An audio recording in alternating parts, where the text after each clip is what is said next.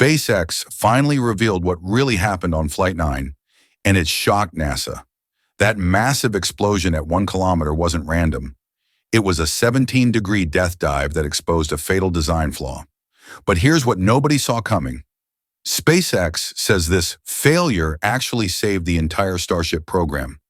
How can a rocket exploding possibly be good news? And with Flight 10 launching August 24th, did they really fix the problem that almost killed everything? Let's dive right in.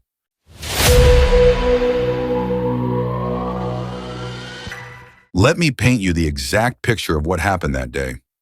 Super Heavy booster came screaming back to Earth at 17 degrees, nearly 3 times steeper than anything SpaceX had ever attempted. We're talking about a 230-foot skyscraper falling sideways at Mach 3. But here's where it gets crazy. This wasn't some desperate last-ditch maneuver. SpaceX deliberately programmed this death dive. They were running on just 12 engines instead of the usual configuration, executing mid-flight flips that would make an F-22 pilot sick. They wanted to break something. At exactly 6 minutes and 22 seconds into the flight, they got their wish. Telemetry went dead. 1 kilometer above the Gulf of Mexico, Super Heavy simply vanished in what SpaceX politely calls an energetic event. The question NASA couldn't answer was simple. Why would you risk a $100 million booster for a test? Inside Super Heavy's belly runs a component most people have never heard of, the fuel transfer tube. Picture the main artery of a giant pumping liquid, methane and oxygen at pressures that would crush a pickup truck. During that 17-degree dive, this tube faced aerodynamic forces that weren't in any engineering manual. The metal twisted, cracked, then catastrophically failed.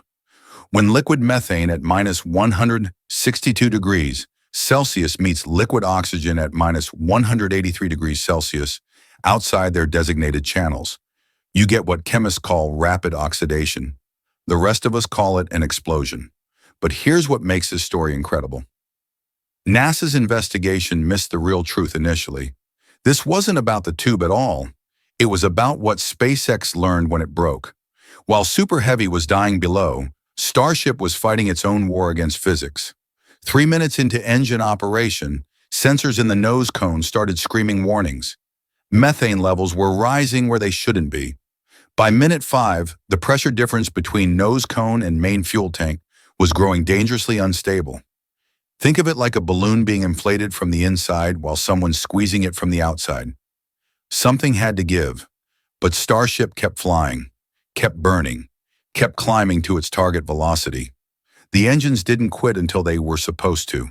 This wasn't luck.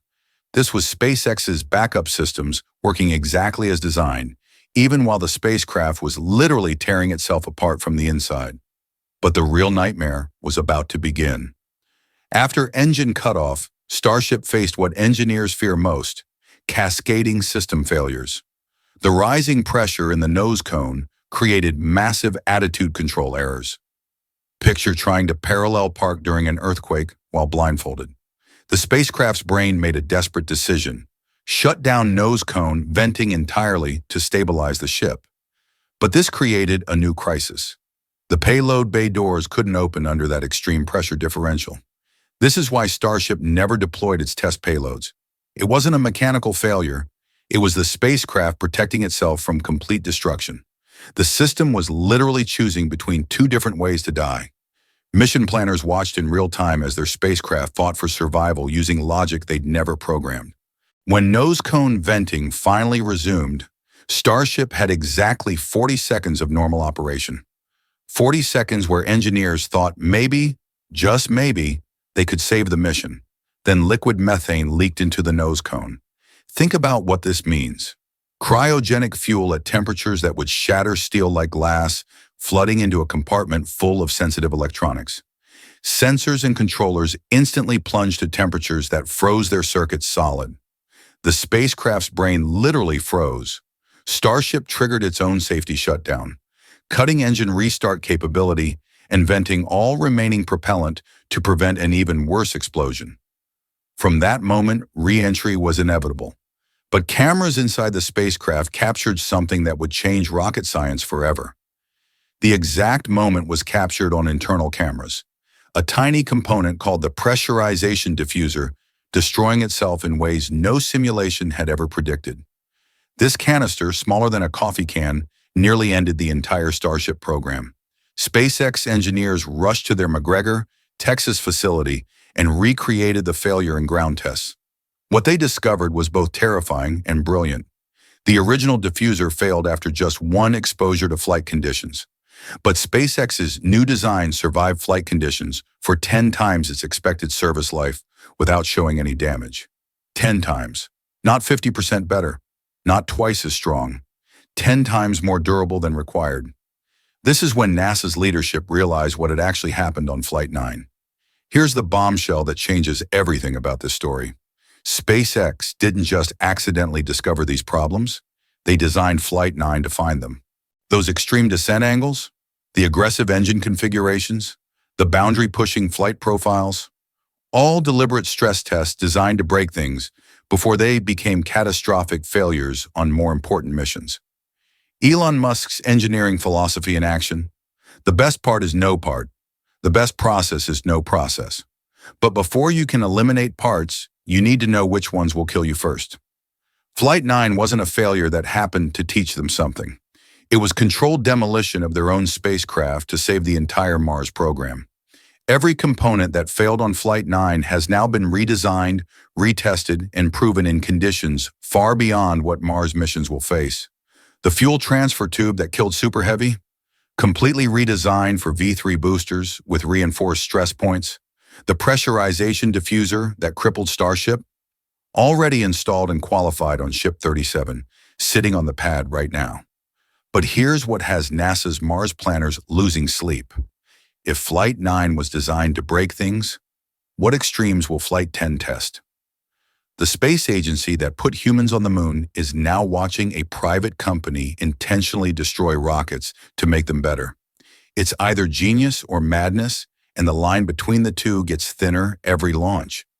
SpaceX isn't just launching another test flight on August 24th. They're launching the first Starship designed to survive everything Flight 9 taught them.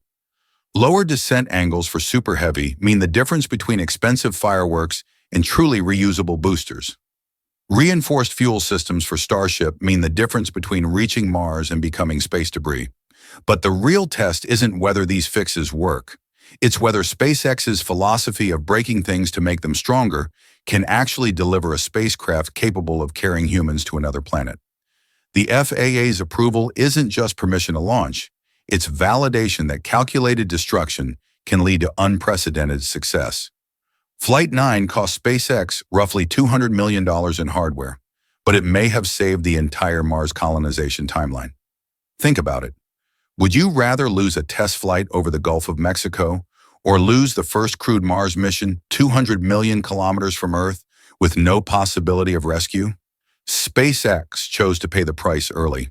They chose to break their own rockets rather than risk breaking human dreams of becoming a multiplanetary species. But here's the question that will define the next decade of space exploration. Can a company that intentionally destroys billion-dollar rockets actually be trusted with human lives? The countdown to August 24th isn't just counting down to another launch.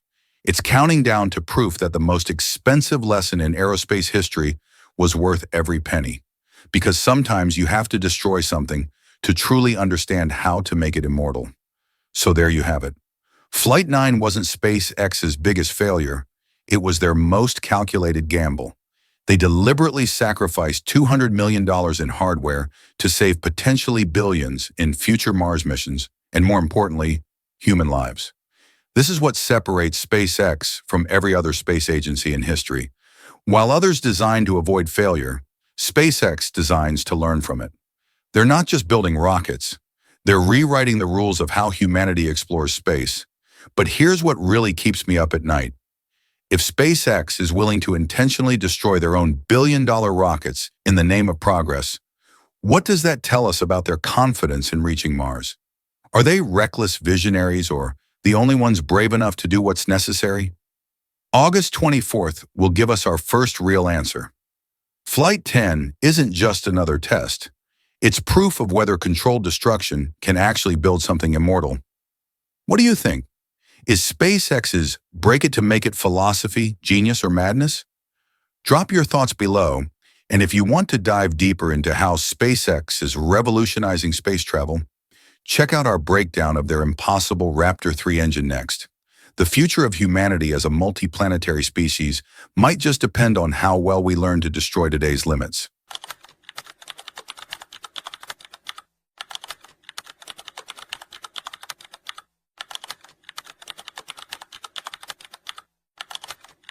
SpaceX just broke the impossible barrier.